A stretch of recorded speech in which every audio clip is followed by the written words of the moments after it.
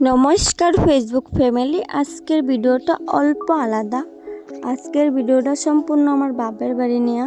কারণ কি সকাল থেকে আমি কোনো ভিডিও শেয়ার করি নাই, মানে শেয়ার বলতে আমি কোনো ভিডিও করি নাই।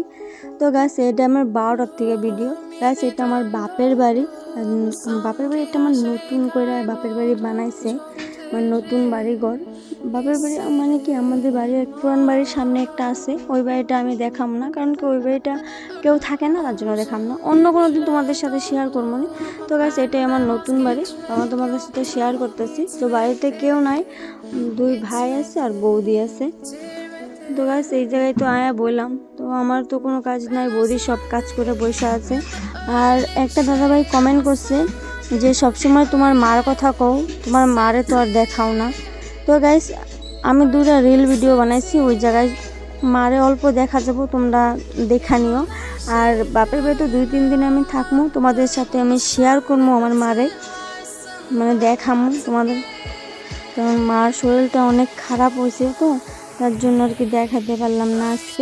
আজকে দেখাতে পারলাম না। তো গাইস এটা বাড়ির পিছনে ক্ষেত, তোমাদের সামনে অল্প তুলে ধরলাম।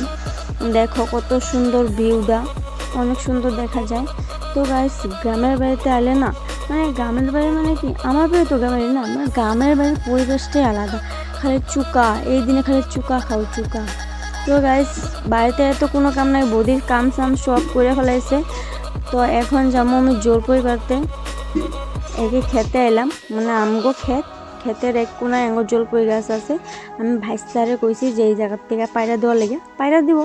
তো ছোট না, ওই বেশি ভাবতে পারে না, 2-3টা বাচ্চে।